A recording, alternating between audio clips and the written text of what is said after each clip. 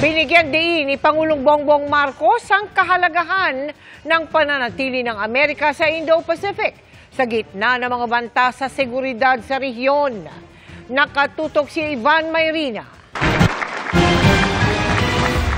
Sa harap ng mga security experts at miyembro ng Diplomatic Corps, iginiti Pangulong Bongbong Marcos na nasa Indo-Pacific region lang ang banta sa seguridad nito.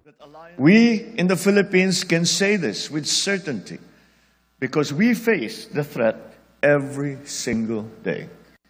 Our government vessels and fisherfolk continue to be harassed in our own waters, and we remain on the receiving end of illegal, coercive, aggressive, and dangerous actions in the South China Sea. Hindi man pinangalanan at kahit marami ang bansang may mga inaakong teritoryo sa South China Sea. Sa China lang naman ang nakakatikim ng samut-saring pangaharas sa Pilipinas na patuloy nitong ipinoprotesta. At sa pagdindig na ito ng Pilipinas, binigyan din ng Pangulo ang halaga ng papel ng Amerika. It will be crucial to the free and open nature of our region that your vigor, inventiveness, and resilience, essential drivers of the great American nation, continue to play a leading role in nurturing a strong and peaceful Indo-Pacific.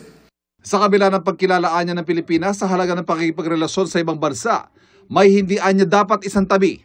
In all of these, respect for our sovereignty, sovereign rights, and jurisdiction is and has always been and will always be non-negotiable. Bilang isang matagal ng kaalyado ng Amerika, si Pangulong Marcos ang unang ASEAN leader na inimbitahang makipagpulong kay US President Donald Trump. Inaasahang dadalo rin sa Pilipinas si Trump sa susunod na taon sa ASEAN-US Summit na gaganapin sa bansa. Para sa GMA Integrated News, Ivan Mayrina, nakatutok, 24 oras.